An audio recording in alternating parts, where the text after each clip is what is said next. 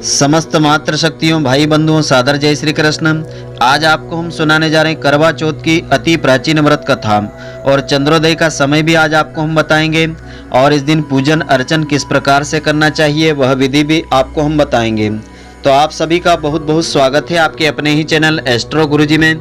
यदि आपने अभी तक हमारे चैनल को सब्सक्राइब यदि नहीं किया हो तो अभी सब्सक्राइब कर लें और बेल आइकन को अवश्य दबाएं, जिससे हमारे अगले आने वाले नए वीडियो की नोटिफिकेशन सबसे पहले आपके पास पहुंचे। आप नित्य नई नई ज्ञानवर्धक जानकारियां व नित्य का राशिफल हमारे चैनल से प्राप्त करते रहें। तो महिलाओं के लिए अखंड सौभाग्य का व्रत करवा चौथ कार्तिक मास के कृष्ण पक्ष की चतुर्थी तिथि 24 अक्टूबर 2021 रविवार को रहेगी। तो महिलाएं जीवन साथी की दीर्घ आयु और सुख समृद्धि की कामना से दिन भर निर्जल व्रत रखती है। इस बार करवा चौथ पर्व पर 5 वर्षों के बाद विशेष योग बन रहा है। इस बार करवा चौथ पर रोहिणी नक्षत्र और रविवार का संयोग बन रहा है। यह संयोग पूरे 5 साल बाद आया है। इस संयोग में भगवान श्री गणेश जी के साथ ही भगवान सूर्य देवता की भी विशेष कृपा मिलेगी। तो इस दिन व्रत रखने से भगवान गणेश जी के साथ सूर्य देवता का आशीर्वाद भी प्राप्त हो सकेगा। तो करवा चौथ का व्रत निर्जल किया जाता है।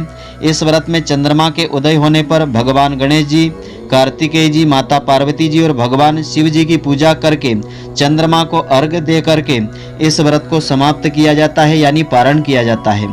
तो चतुर्थी तिथि को भगवान गणेश जी की जन्म तिथि मानी जाती है, इसलिए इस दिन महिलाओं के साथ कोई भी व्यक्ति इस दिन उपवास रख सकता है। भगवान गणेश जी को विघ्नहर्ता कहा गया है, इसीलिए इस व्रत के रखने से जहां विवाहित महिलाएं अपने सुहाग की रक्षा करती हैं, वहीं कुंवारी युवतियां इस व्रत को रख करके विवाह में आ रही बाधाओं को दूर कर सकती है और योग्य वर की प्राप्ति कर सकती है। तो करवा चौथ पूजन के लिए चंद्रमा रोहिणी नक्षत्र में निकलेगा। महिलाएं चंद्र दर्शन करके अपना व्रत खोलेगी। तो कृष्ण पक्ष की चतुर्थी तिथि 24 अक्टूबर को प्रातःकाल 3:01 से आरंभ होकर के तो अगले दिन 25 अक्टूबर को प्रातःकाल 5:43 तक रहेगी। इस दिन चंद्रोदय का समय रात्रि 8:11 पर रहेगा। इस समय में आपको चंद्रमा की पूजा करके अर्घ्य देना चाहिए और पूजन का शुभ मुहूर्त शाम के 6:55 से आरंभ होकर के तो रात्रि 8:51 तक रहेगा। तो करवा चौथ का पूजन जो महिलाएं व्रत करती हैं उनको कुछ खास नियमों का पालन करना चाहिए। इस दिन सफ़ेद वस्तुओं का दान करने से बचना चाहिए। इस दिन सुई, धागा, कढ़ाई, सिलाई आदि से बचना चाहिए। किसी का अपमान नहीं करना चाहिए, सभी का सम्मान करना चाहिए। अपनी वाणी पर नियंत्रण अवश्य रखना चाहिए और भूरे और काले रंग के वस्त्रों को नहीं पहनना चाहिए। इस दिन में सोना नहीं चाहिए। इस दिन गेहूं अथवा चावल के दाने हाथ में लेकर के करवा चौथ की यह प्राचीन व्रत कथा सुनना चाहिए। और इस दिन बालू अथवा सफ़ेद मिट्टी की वेदी पर शिव जी, पार्वती जी, स्वामी कार्तिकेय जी, गणेश जी, चंद्रमा की मूर्तियों की स्थापना करें। यदि मूर्ति ना हो तो सुपारी पर धागा बांध करके उनकी पूजा की जाती है। इसके बाद अखंड सौभाग्य की कामना करते हुए देवी देवताओं का स्मरण करके करवे सहित बायने यानी खाने पर जल, चावल और गुड़ अर्पित करना चाहिए। तो करवा चौथ की अति प्राचीन पुण्यदायिनी व्रत कथा इस प्रकार से है। इस कथा को इस दिन श्रद्धा पूर्वक श्रवण करने से ही इस व्रत का संपूर्ण फल प्राप्त होता है। तो कार्तिक मास के कृष्ण पक्ष की चतुर्थी को करवा चौथ कहते हैं। इसमें भगवान गणेश जी का पूजन करके उन्हें पूजन और दान से प्रसन्न किया जाता है। तो इसका विधान चैत्र की चतुर्थी में बताया है, परंतु विशेषता इसमें यह है कि इसमें गेहूं का करवा भर के पूजन किया जाता है और विवाहित लड़कियों के यहाँ चीनी के करवे पीहर से भेजे जाते हैं तथा इसमें इस पुण्यदायिनी कथा को सुन करके चंद्रोदय में अर्घ्य दे करके इस व्रत को खोला जाता है। तो कथा इस प्रकार से है। एक साहूकार के 7 पुत्र थे, एक कन्या थी। सेठानी के सहित उसकी बहू और बेटी ने करवा चौथ का व्रत रखा था। रात्रि को साहूकार के लड़के भोजन करने लगे तो उन्होंने अपनी बहन से भोजन करने के लिए कहा।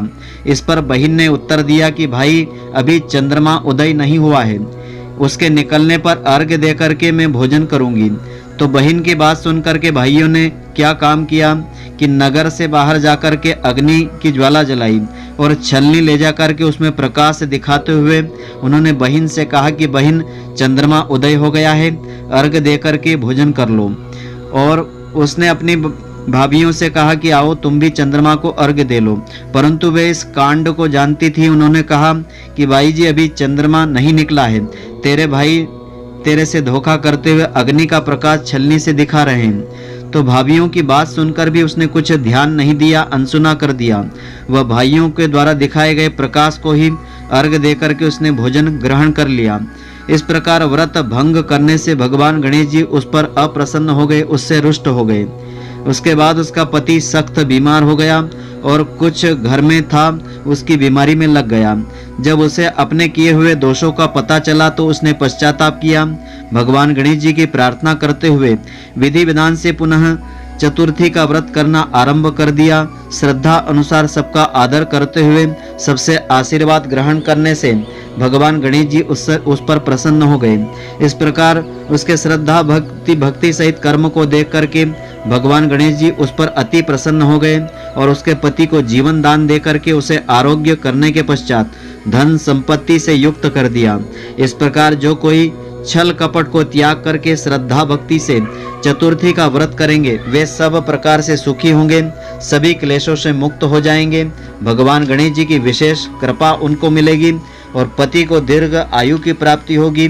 घर में सुख सौभाग्य धन धान्य की कभी कमी नहीं आएगी। तो पौराणिक कथाओं के अनुसार द्रौपदी ने भी करवा चौथ का व्रत रखा था। करवा चौथ की पौराणिक कथा के अनुसार एक समय की बात है कि जब नीलगिरी पर्वत पर पांडव पुत्र अर्जुन तपस्या करने गए तब किसी कारणवश उन्हें वहीं रुकना पड़ा था। उन्हीं दिनों पांडवों पर गहरा संकट आ पड़ा था। तब चिंतित होकर के शोकाकुल द्रौपदी ने भगवान श्री कृष्ण जी का ध्यान किया तथा कृष्ण के दर्शन होने पर पांडवों के कष्टों के निवारण हेतु उपाय पूछा। तब भगवान श्री कृष्ण जी कहते हैं कि हे द्रौपदी, मैं तुम्हारी चिंता एवं संकट का कारण जानता हूँ, उसके लिए तुम्हें एक उपाय बताता हूँ। जल्दी ही कार्तिक माह की कृष्ण पक्ष की चतुर्थी तिथि आने वाली है, तो उस दिन तुम पूरे मन से व श्रद्धा पूर्वक करवा चौथ का व्रत रखना। तो भगवान शिव गणेश जी पार्वती जी की उपासना करना तो तुम्हारे सारे दुख कष्ट दूर हो जाएंगे, सब कुछ तुम्हारे अनुकूल हो जाएगा, तुम्हारी मनोकामनाएं पूर्ण होंगी। तो भगवान श्री कृष्ण जी की आज्ञा पालन करके द्रौपदी ने वैसा ही करवा चौथ का व्रत रखा। तब श्रद्धा पूर्वक व्रत करने से शीघ्र ही अपने पति के दर्शन हुए और उसकी सारी चिंताएं दुख कष्ट दूर हो गए। तो जब माता पार्वती जी द्वारा भगवान शिव से पति की दीर्घ आयु एवं सुख संपत्ति की कामना की विधि पूछी तब शिव जी ने करवा चौथ व्रत रखने की कथा सुनाई थी। करवा चौथ का व्रत रखने के लिए श्री कृष्ण ने द्रौपदी को इस कथा का उल्लेख किया था। पुराणों के अनुसार करवा नाम की एक पतिव्रता धोबिन अपने पति के साथ तुंगभद्रा नदी के किनारे स्थित गांव में रहती थी।